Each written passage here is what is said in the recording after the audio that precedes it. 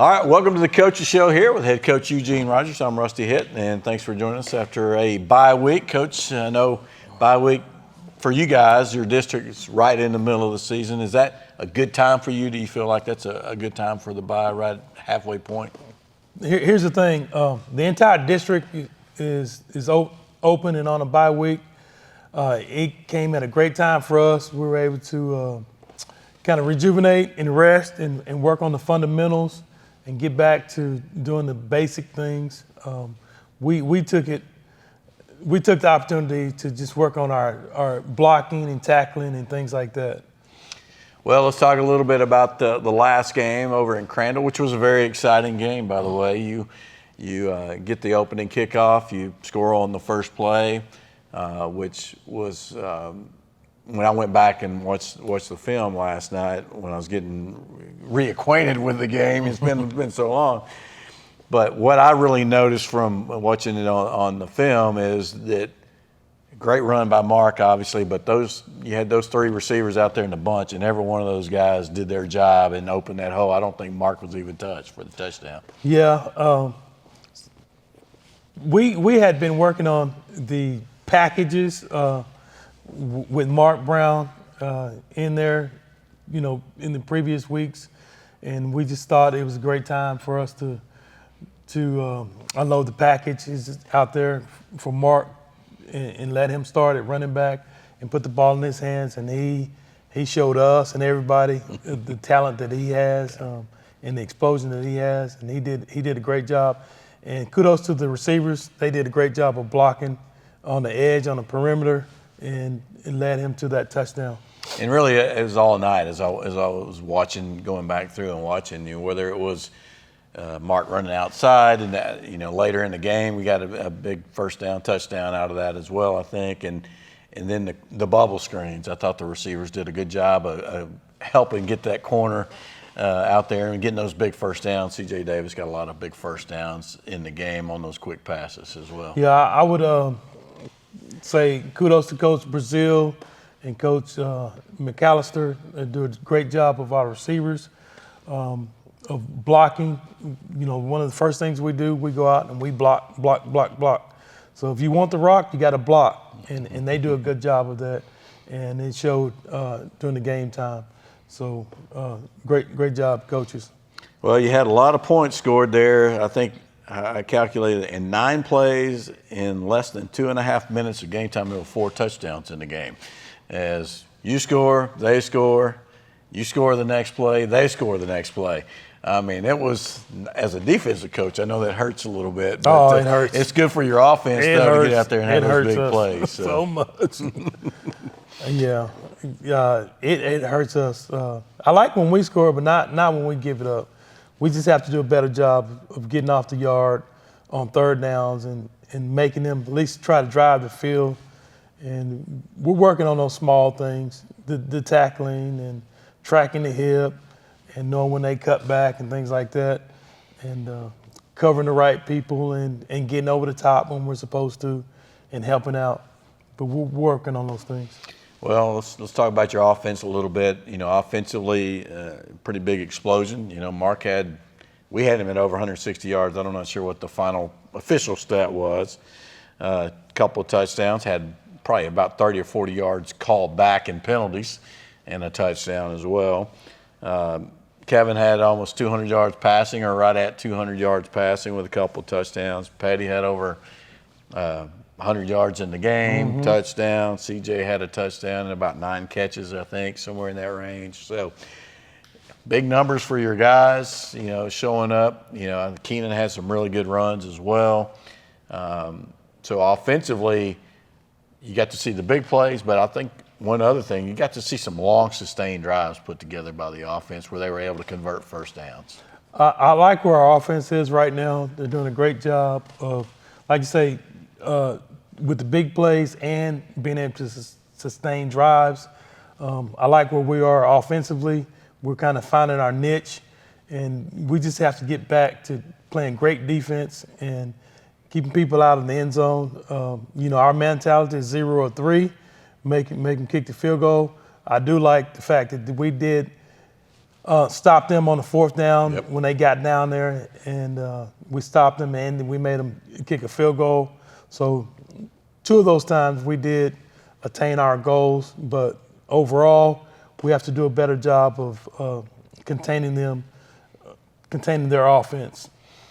Yeah, of course, they're a big play receiver out there. I thought you did a pretty good job against him in defense. He did have the one long touchdown where he's just bigger and jumped higher than our guy did. But he's just one of those difference-making players out there that is the kind of guy that is going to be playing for a long time in his football career. So, yeah, he's gonna play on Sundays. We were going to pick our spots when we could double him and have somebody over the top, especially if he was on the single receiver side. We wanted to have somebody over the top so they couldn't go over the top. But, you got to give them credit to put him to the 2 receiver side to where it's difficult for us to double and things like that. So they did a good job too. But all in all, I like what we did against them. Besides the big play that they had out there. Yep. I think offensively too. I think you had to feel pretty good about being able to run the ball, not just the big plays in the run game. You had were able to get the big yards you needed at times to extend those drives, and of course you've been able to throw the ball a little bit as well. And I think you saw that in the first half. I think after it was 14-14. I think this was the drive. You had the ball down near you after. I know what it was. It was after you got the 4th down stop at the goal line. Very first play, you run a post, and there was a clear holding. I mean, they turned the body or defensive pass interference, and it wasn't called. And that was a big play in the game because then you're stuck on the goal line. You throw the pick 6 right after that. And so, if you get that call right there, you get the 15 yards, you get out of the goal line, maybe things are looking a little bit different, but it is what it is, right? You have to be able to overcome that. So. On the first play, we had a miscommunication. We had the post call, and I think he threw the outside. We actually had that guy. And that would have been like a 99-yard touchdown. Kudos to Coach Lewis calling that. They had eyes on Mark. We faked it to Mark, and we had the post. We had the post open, but we had a miscommunication, and he threw it outside and not the post. But yeah, it was executed well until the actual throwing to the receiver. Well, you had a couple of miscommunications, looked like in the backfield too, on some 3rd down, short yardage situations that might have cost you. But so just in a game like that, right, where you're back and forth, it's the little things in the game that kind of pop up. But you talked about you got the big stops, you got a big fumble recovery after the interception. You were able to take advantage there. So again, very active defense. You did give up some big plays, but you were able to get in there and make some of those tough stops at times when you needed as well. Yeah, they were I felt our most physical team that we played, and they do a good job of running the ball. And all in all, I felt good about it. Bottom line, we gave up 21 points, and that's kind of, our average after, my philosophy is whatever you do the second game, that's kind of what you're going to do on a year. And we gave up 21 points second game. So right now we're about a 21-point defense, but offensively we're 30 plus when we're hitting on all cylinders. So we're expecting those type of results. Well, I thought, some good things that happened in the game, after the game against Terrell where nothing went right? It was bad from the start, and you didn't really answer the call. After being at 14-14, and you go down 24-14, but your guys stepped up. You come in, and you get a good response right there. You get a touchdown later in the game. You close it right. You go down. You close the gap. You have a great kickoff. You got a chance to get them down around the 10-yard line, looking like a big play. And that kid, number 3, makes a couple of moves and hits down the sideline and scores, and all of a sudden like that, you're back. It's a 10-point game, and you're like, man, we just closed that gap, and things were working, and gave up the big play. But even after that, you had I think it was about a 15 or 16 play drive. You end up kicking a field goal to get it to a one-score game. But what I liked was the response and the fight that your team showed during that time. You know, every week I have a focus or word of the week, and in you know, last week we wanted to be fearless, and I felt that our guys went out there and they played fearless.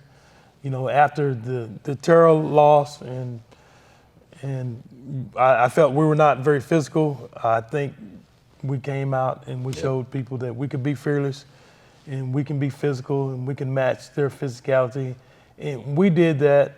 And we're just, you know, people need to be reminded, you know, we are rebuilding this program. This program was broken, and now we're in the process of rebuilding it, and we're making strides, and we're getting there. We're taking it one day at a time. We're getting to that point to where, you know, we're gonna rise to our expectations, and that's, you know, ultimately, and that's to win ball games. And you know, everybody said, you know, good game. You know, really, there's not any moral victories with me, because I know the standard is to win, and we're going to get to that standard. Well, that's the only way you get there, right? Is by having the standard, yes. right? So, yes. and not accepting that. But you know, as you take a step back and you look at things you want to see happen in a program, you know, there were chances to lay down in this game, and you didn't. You know, you stepped up and showed some fight. So you answered the bell, and whereas maybe last year the team doesn't answer the bell as well as it did in this game, or as well as it did after a loss. And I know that's one thing that you really wanted to see. And I know in the last coaches show we talked about, that was a disappointment that your team, you didn't feel like they showed up and to play as their true self. Right.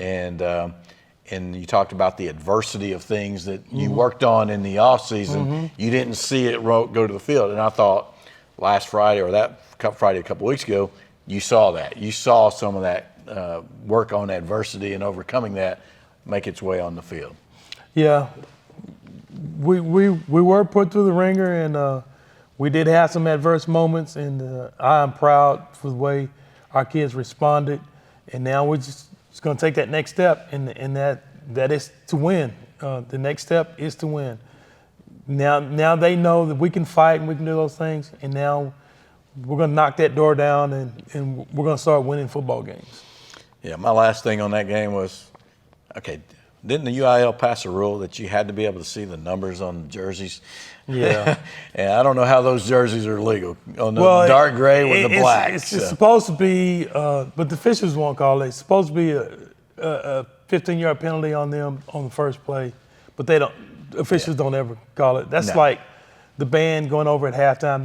They would never penalize the band or jerseys. So well, it's just one of those things. Why have the rule then, huh? It was probably like the fourth drive before I realized they were playing a different quarterback than I thought they were going to play, just because you couldn't tell. He broke his collarbone, the starter. So anyway, so that's that. But this week we get Mesquite Poteet coming into town for homecoming. So you got a big homecoming week and all that. But Poteet comes in after a win over Greenville. They're 1-1 in district play. I think they're 2-3 overall. Talk a little bit about what you've seen from your defensive mindset. Talk about what you've seen from their offense. Poteet's coming in with they run a two-back system, and they also will get into some spreads and one back. The running back is a hard runner. He will cut back. They mainly run inside zone, outside zone. They will throw the snag concept. One receiver will run a curl, one will run a corner route, and one will run a flat route, things like that. They like to try to get the quarterback on the edge with the bootlegs, things like that. A little misdirection. and have the big plays, and they'll take their shots when they can. If they see one-on-one out there, the line is pretty decent, and the running backs are extremely good. They run hard. The receivers can catch the ball, and they run good routes. They're a very formidable opponent. They score points at a high clip, and we will be challenged to slow them down. Yeah. I don't know what changed in their offense. Their first 2 games, they scored 6 and 7, and then after that, their offense kind of exploded. They're probably averaging They had a quarterback 40 or 50. change. They had a And he's very quarterback athletic. Yes. Watching him, he was able to take it to the house. If he Yeah. takes off and runs, they have some big receivers that can be big play. And you talked about the running back. He's very similar to the guy last week, I thought, a little bit. A very strong runner. And once he gets in, I think his first 3 carries against Greenville, he had about 100 yards already. So Yeah, he likes to cut back, so we've been working on that. proper angles, right? Yeah, I hope after last week, the kids will listen to me. I told them that guy likes to cut back, so now they're gonna listen to me, and we've been working on it, and they're gonna take it and have the eyes in the right spot. And when he cuts back, we want to be there. Well, and then so let's talk about how the other side, they've also given up a lot of points. And so what do you think? What do you see? You see this could be in another kind of track meet situation similar to what you saw in Crandall? I hope not. I hope I hope we're scoring and we're stopping them. Yeah, they have a good defensive tackle. They like to penetrate up front, which can lead to big plays. Yeah, in the run he's a game. big guy. Yes, Number was he 99? Yes, he's nose huge. guard. He's a big guy. Which can lead to running, running seams and things like that. They will try to go man free, one high. So we're going to utilize that and try to be able to hit them in those seam areas and play their technique against them. I like the game plan that we have offensively. You're going to see some new wrinkles All right. this week. Yes. Okay. Just wait. You'll see some new wrinkles, and we're going to try to utilize and use our strengths to their weaknesses, what they do defensively. Well, I tell you, it's really shown up, the last few weeks when you can throw the ball. You've got 3 or 4 guys that can all catch the ball and make plays, especially with C.J. Davis and Patty as far as their speed getting downfield. You got Stoner, who's a good, reliable guy inside there. You got guys that can do that. But when you got Mark Brown in the backfield, he is such a difference maker. His speed, his ability to get outside, but sometimes just his raw power and lean. He's got that good old tailback Bill Jones lean for him, and he can put. Well, I think he got 10 yards by himself the other day to get a first down. So that makes a difference. And then when you bring Keenan in, another good strong runner and a different type of runner, it's opened things up for both of those guys. It seems like. And then we can put Mark at receiver too. Oh yes. Oh yes. And have Keenan back there, so we can make it dangerous for people. We had an opportunity this week to go good on good, so I'm over there trying to call a defense with Mark Brown in the backfield, and you got C.J. Davis, and you got Drake out there, and you got Stoner, and it made me realize it's kind of tough to call it with those guys over there. Especially when your free safety's playing receiver. Yeah, when we switched and gave them the guys, and don't mark out DeMond Brown out there as well. So we haven't seen him a lot at receiver, Yeah. but we know he can do it because Yeah. we've seen him over there last year Yeah. making big plays. So I'm satisfied with our offensive. We're hitting full stride right now. Well, it's good to see. It's coming at a good time as you're getting into district. You still got 5 games left. You got plenty of time to make a difference in what happens in this season and what happens hopefully as you look ahead, if you can get a little roll going here and get the next couple of games, man, who knows what happens, right? Right. So, right. but I know your team has to feel. I know as a coach, you've seen the progress since you got here. Yeah. So now you're 15 games in. Yeah. And if you put it in bundles of 5 games, where do you see you're at after this last set of 5 games? I think you got to be pleased with the progress, not pleased with where you're at. Right. Correct. Enough said. So talk about homecoming. What does that do? Does it affect you guys this week? Does it change your preparation? Plus, you had the extra little bit of time last week to get set. And did you spend any time last week on Poteet, or was it all just on you last week? No, I'm a big proponent of fixing me and us. So we worked on us. We worked on defensively. We worked on, our philosophy is get 9 guys within 5 yards of the ball. Yep. So we want to get population around the ball. And then when we get there, we want to be able to tackle. So we did swarm drill. We did a lot of tackling drills. We did a lot of inside run, a lot of 7-on-7 and team and things like that. But to answer your question about homecoming, being a Corsicana graduate, it means a lot to me. And I have 7 guys on the staff that graduated from Corsicana. So knowing the standard and the tradition of Corsicana, I talked to him this morning about that. The standard that Coach Dembo set of football in this program. The standard is set. The standard is the standard, and I'm trying to work my butt off, and we're trying to work our butt off to uphold that standard. And that's to win football games. And we want to do it for the community and everybody, and show some pride in this program. And I think the other thing that goes with that is the way you win. You win with class, you win with dignity, you win by doing things the right way. And I know that's something you preach in your life, yes, to them in their life, but also the way you want to see them play. And I know somebody makes a mistake, especially one of the mental mistakes. Yeah.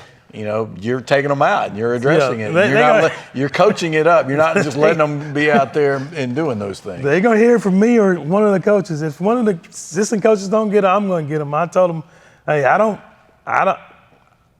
mind being the bad guy, but I have to, if I see it, I'm going to say it. Yeah. We can't, that was instilled in me growing up in this program of, we did it until we did it right. Yep. If it wasn't right, we did it again. Dark 30 a lot of days. Yes. So it's just instilled in me, and we're going to do it till we get it right. I'm just glad we didn't have lights on our practice fields back there in Eugene. We might still be out there. Yeah. All right, well, let's look around the district a little bit. You got some a big game. Terrell, both 2 undefeated teams, Terrell and Heritage going at it this week. Yeah. And so that'll be a big matchup there, and we'll see how good Terrell is. Heritage has been pretty solid. Ennis is at Greenville, and then Crandall at Kaufman. And probably another good cross-county game right there. As again, Crandall undefeated in the season, and I know you feel like you could have changed that last game. So I know coming to this one, you really wanted to get that taste out of your mouth, and let's go on and get the positives back. Yeah. Had a chance to talk with Coach Sedbury at the district cross-country meet. Young Coach Sedbury or old Coach Sedbury? Young Coach Sedbury. All right. Had a chance to speak with him, and I told him I thought those guys were going to play for the district championship, and he feels pretty good about it. Their matchup with Heritage. He said they're big. Yep. The only edge I would give Heritage, they had 2 weeks to work on Terrell's stuff. Yeah, and that's a big edge, right? That's the big edge. Type of offense. Everyone else only had 1 week. Yeah. And your scout team has to show that look. And but it's going to be a toss-up. But I would probably lean more Terrell, even though we hadn't played Heritage yet. I would lean more Terrell. Well, let's see. Again, they have to see if their speed can make a difference against the size of Heritage, right? So, anyway, so it'll be interesting to see. now what we're concerned about is getting to 1 and 2 and Yep. getting some more W's in the win column, right? Yes, sir. We're going to plan on taking care of these Poteet Pirates at homecoming and in front of our fans, and give them something to, go in the weekend about feeling great about it. Well, come on out and get ready for the game time here coming up at 7 o'clock. So, Coach, appreciate it. Good luck, and we'll go get us a win this week against those Pirates. Yes, sir. All right, that's Coach Eugene Rogers. I'm Rusty Hitt. Thanks for joining us here on the Coach's Show. We'll be back for the pregame show after this.